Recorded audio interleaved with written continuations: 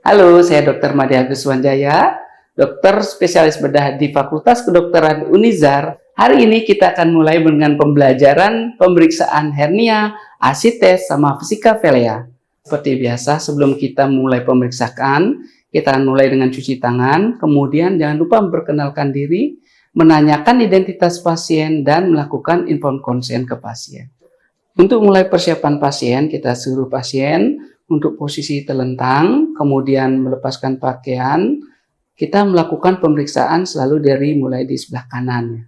Langkah-langkah pemeriksaan pada hernia ini, pertama kita mulai dengan inspeksi, kemudian kita melakukan auskultasi, kemudian kita melakukan palpasi. Pada inspeksi, kita melihat di sekitar inguinal, kemudian skrotum, apakah ada benjolan atau tidak. Kemudian kita suruh pasien melakukan falsafah manuver atau mengejan. Kemudian kita lihat di daerah sekitar inguinal apakah ada benjolan atau tidak. Selanjutnya kita lakukan pemeriksaan auskultasi. Pada pemeriksaan auskultasi pada daerah benjolan tersebut kita bisa dengarkan dengan stetoskop apakah ada suara bising usus atau tidak.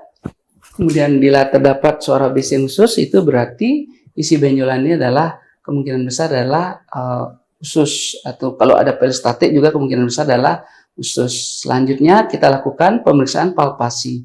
Pada pemeriksaan palpasi ada 3 yang utama yang sering dilakukan.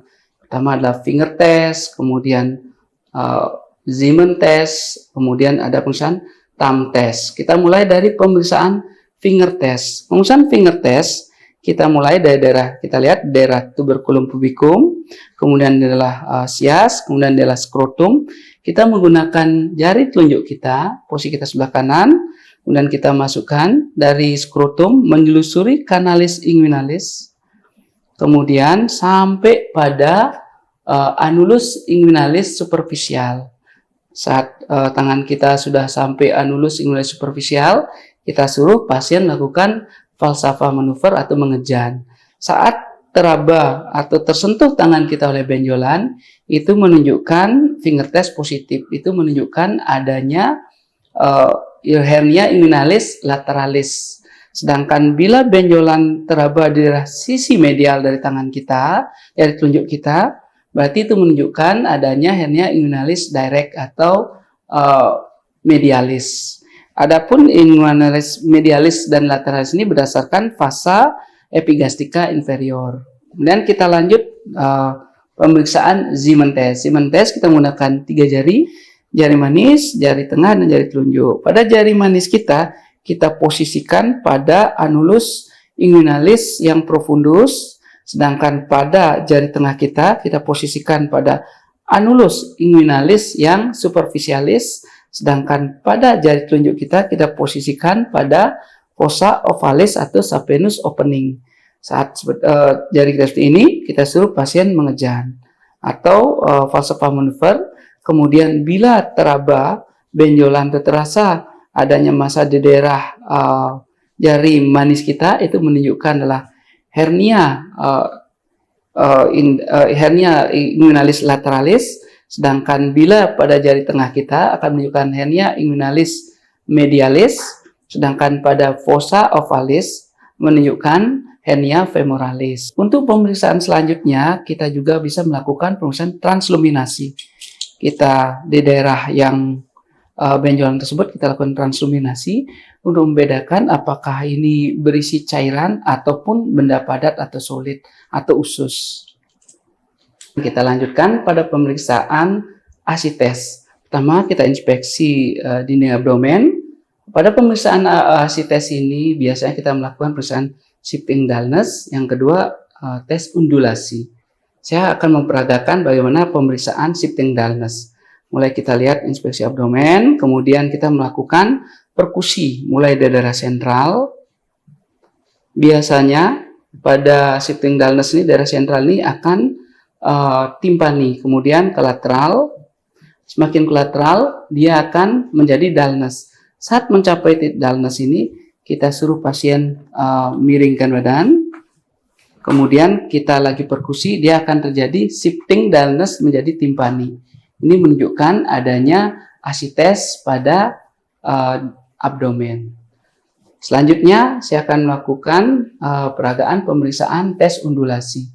Pada tes undulasi ini, kita menyuruh pasien, tangan pasien, kita suruh ditaruh di daerah mediana, seperti ini. Kemudian, kita menaruh tangan kita di lateral, kemudian kita lakukan perkusi di daerah sebelah kiri, kemudian kita akan rasakan adanya undulasi atau wave atau gelombang getaran pada tangan yang sebelah kanan. Kita akan coba seperti ini. Bila terasa adanya getaran gelombang daerah tangan kiri kita, itu menunjukkan tes undulasi yang positif. Baiklah, demikianlah pemeriksaan pada ASI-tes. Sekarang kita lanjutkan pada pemeriksaan vesika velea. Pada pemeriksaan vesika velea, kita mulai dari inspeksi dari abdomen. Kita lihat Cullen sign. Cullen sign ini biasanya tanda khas, yaitu biasanya kebiruan pada daerah umbilikal. Selanjutnya kita melakukan Murphy sign. Murphy sign kita subkostal yang kanan. Pada pemeriksaan Murphy sign kita mulai dari daerah subkostal yang kanan ini, bagian right upper kuadran dari abdomen, dari pertengahan dari klavikula kita tarik di sini, kemudian kita lakukan palpasi di daerah subkostal. Pada saat kita melakukan palpasi, pasien kita suruh inspirasi, kemudian bila tangan kita teraba dan terasa pasien merasakan nyeri, teraba di vesika velea, berarti Murphy sign-nya positif. Kita lakukan seperti ini, kemudian pasien disuruh inspirasi, tarik nafas. Bila Murphy sign positif, biasanya nyeri dan teraba vesika velea.